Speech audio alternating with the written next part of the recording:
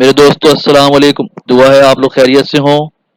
Last week की video में discuss किया था कि दो ही सेशन है और ईद के बाद उम्मीद है दोबारा जब सेशन रिज्यूम होंगे प्रॉपर मंडे से, तो मार्केट में वॉल्यूम्स की भी बेहतरी देखने को मिलेगी। वॉल्यूम्स कम रहे लास्ट वीक भी और इस वीक के दो सेशंस में भी, जिसकी वजह से इंडेक्स कोई खातिर ख्वाह मूव नहीं कर सका। बहुत से स्टॉक्स जो एक्सपेक्टेड थे उसमें से काफ़ी स्टॉक्स ने अच्छी मूव की।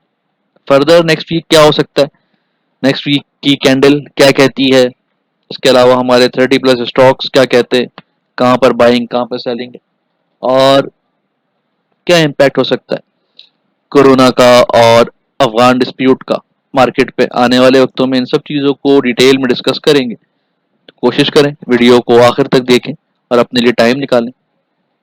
मैं हूं तारिक हुसैन और आप देख रहे हैं अब होगी ट्रेडिंग। दोस्तों FIPI पे नज़र डालें वीकली तो फॉरेन इंडिविजुअल्स की 33 मिलियन रुपीस की नेट बाइंग है। फॉरेन कॉर्पोरेट्स की 3700 मिलियन की नेट सेलिंग है और हैवी एरिया अदर सेक्टर्स है। बाइंग उनकी सीमेंट में है, ऑयल एंड गैस एक्सप्लोरेशन में है, टेक्नोलॉजी में है। ओवरसीज पाकिस्तानी इसकी 700 मिलियन की नेट बाइंग है और सेक्टर उनके अदर सेक्टर है। बैंक्स में बहुत बाइंग है। इंडिविजुअल्स लोकल इंडिविजुअल्स की बात करें तो 118 मिलियन रुपीस की सेलिंग है और हैवी सेलिंग एरिया टेक्नोलॉजी में है। उसके बाद सीमेंट में है, ऑयल एंड गैस मार्केटिंग में है। तकरीबन हर सेक्टर में सेलिंग की। अदर सेक्टर्स में 1000 मिलियन की 1082 मिलियन रुपीस की नेट बाइंग की है।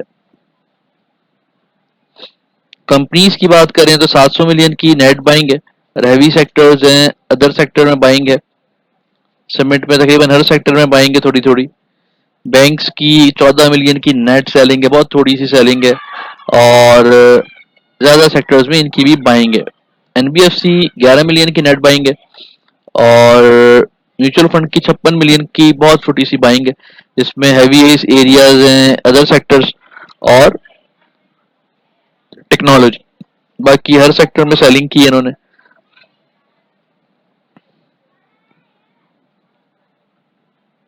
अदर ऑर्गेनाइजेशंस की बात करें तो 28 मिलियन की नेट सेलिंग है। ब्रोकर प्रोप्राइटरी की 76 मिलियन की नेट सेलिंग है और इंश्योरेंस कंपनीज की 2400 मिलियन की नेट बाइंग है। इसमें हैवी सेक्टर है, अदर सेक्टर। इस प्रोफाइल पर नेक्स्ट वीक के लिए अदर सेक्टर्स के स्टॉक्स अच्छे लगते हैं। इसके अलावा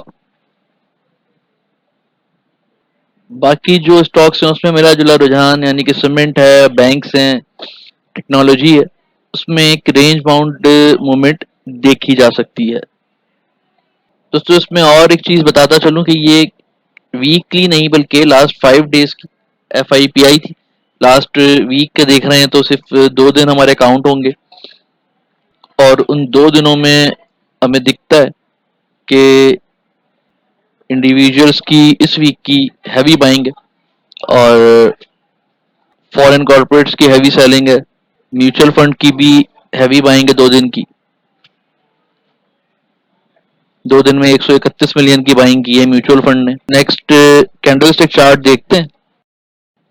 दोस्तों कैंडलस्टिक को डेली चार्ट्स पे देखें तो एक और इंडिविजुअल सी कैंडल बनी है। हमने लास्ट वीक की वीडियो में ये डिक्लेयर यहाँ पे किया था चार्ट की मदद से कि इंडेक्स ने ब्रेकआउट दे दिया। उस ब्रेकआउट की सब पोजीशन क्या है उसको फ्रेश जायजा लेते हैं इसका।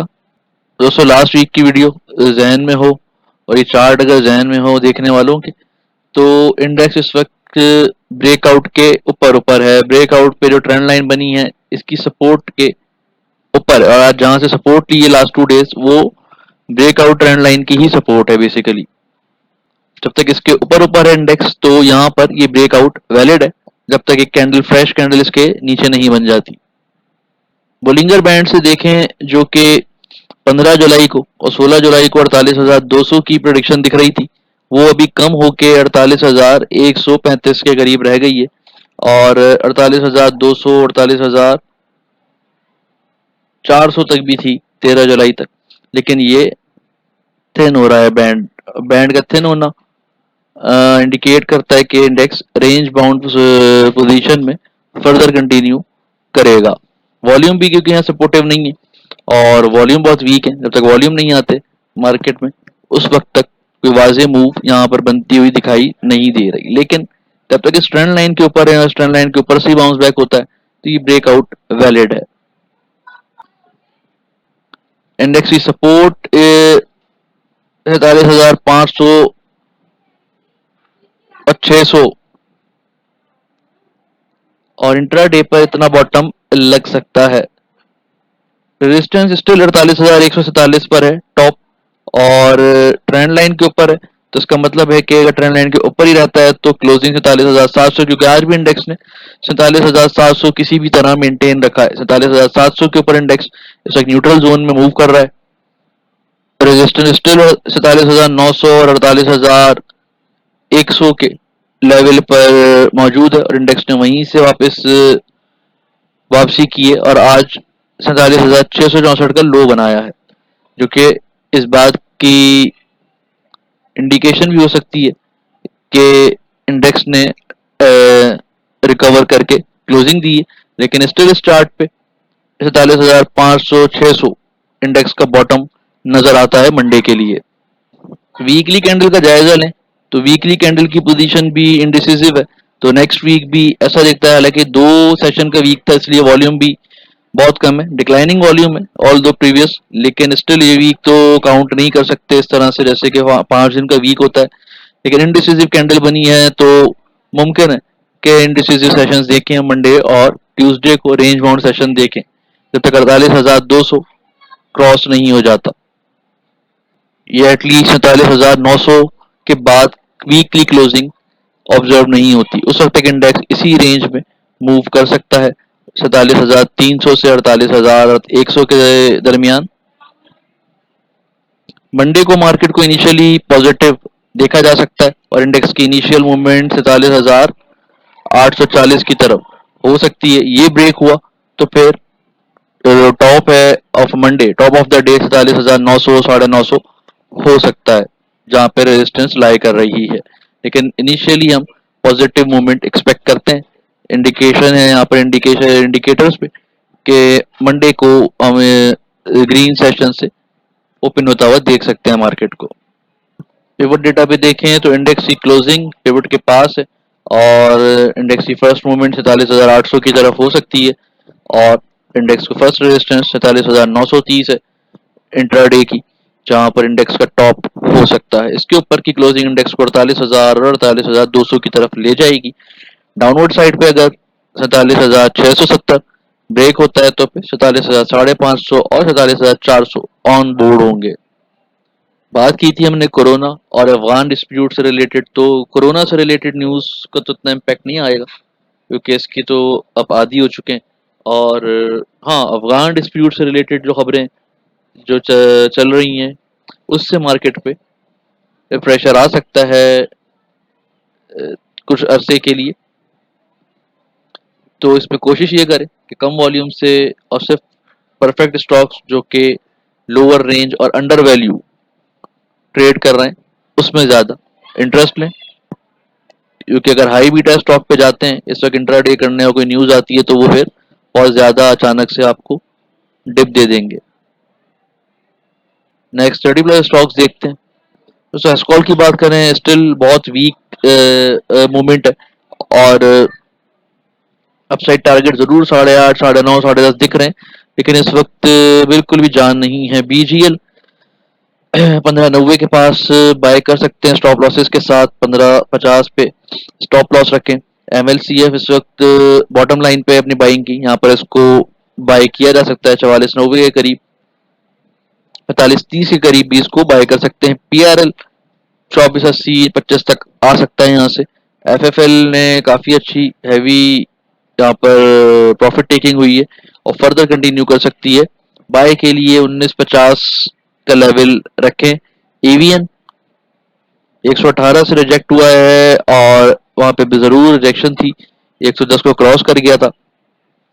अब वेट करना है 113 के बाद बाय करने का, 1 घंटे 113 के ऊपर रह जाए तो बाय करना है, अदरवाइज 105 से 2 के दरमियान का वेट करें, बीच में कहीं नहीं एंट्री लेनी है आपको। 80-81 तक आ सकता है। टीआरजी का बॉटम 162 है, 167 पर है। कोशिश करें कि 165 164 पे मिलता है तो बाय कर लें। डीजीकेसी अनएक्सपेक्टेडली नीचे आया और 120 तक का इसका टारगेट दिखता था। स्टिल अभी भी यहाँ पर बॉटम ज्यादा से ज्यादा 112 के करीब रह सकता है इसका, और यहाँ से एग्जैक्ट यहाँ से भी बाउंस बैक हो सकता है। सपोर्ट लाइन है। एनआरएसएल अपर लॉक हुए, यहाँ पर रेजिस्टेंस नजदीक है आरएसआई पे 60 पे, तो 20 रुपए 90 पैसे से 21 रुपए 30 पैसे तक रेजिस्टेंस आ सकती है। पेल 35-50 तक आ सकता है। ओजीडीसी थिन रेंज है, इंडिसिसिव है, 95 टू 98 ट्रेड कर सकते हैं। टेली कार्ड 1475 की क्लोजिंग है और कुछ कंसोलिडेट करता हुआ दिख रहा है, लेकिन हायर साइड पे आने पे जो स्टक हुए वो जरूर 50% वॉल्यूम लूज करें। नेट सोल में 165 की क्लोजिंग है, वेट करें 158 से 160 के दरमियान का वहां, या फिर 167 168 के पास बाय कर सकते हैं। एचबीएल कंसोलिडेट करता हुआ दिख रहा है 129 पर, लगता था ऐसा कि नीचे आएगा, लेकिन बॉटम ऊपर आया है 126 127 के पास, और 128 और उससे नीचे मिलता है तो अच्छी बाय बन सकती है। यूनिटी ने 45 को ब्रेक किया है, 45 ही स्टॉप लॉस भी था अगली रैली के लिए, और यहाँ पे वेट करें दोबारा 42-50 तक आने का, या फिर 45 के ऊपर क्लोजिंग होने दें। जीएचएनएल ने बहुत अच्छी रैली दी और 144 का टॉप हिट किया है। अभी थोड़ा यहाँ पर हैवी वॉल्यूम के साथ ग्रेव स्टोन डॉजी बनी है, क्या इनवर्स हैमर बना है मुझे सही से याद नहीं आ रहा, तो वेट करें 130 से 134 के दरमियान दोबारा बाय कर सकते हैं इसको। पीएसओ 222 बॉटम हो सकता है, 223-24 के पास भी बाय कर सकते हैं, लेकिन इंट्रा इस पे शॉर्ट ट्रेड करें, होल्ड नहीं रखें। यहाँ पे ना ट्रिपल जीएल पे वेट करें और 26-90 तक आता है तो अच्छी बाय बन सकती है। एटीआरएल को 240 से 42 के बीच बाय कर सकते हैं, और एफएफवीएल की बात करें तो एफएफवीएल अगेन 27 के ऊपर ही मूव कर रहा है, और यहाँ की कंसोलिडेशन इसको अगर होल्ड करना है यहाँ पे बाय करके, तो होल्ड करने वालों के लिए ये अच्छी बाइंग है जो 30 से ऊपर तक उन्हें टारगेट दे सकती है। जीएटीएम स्टिल यहाँ पर ब्रेकआउट के ऊपर ही ऊपर मूव कर रहा है, कंसोलिडेट कर रहा है।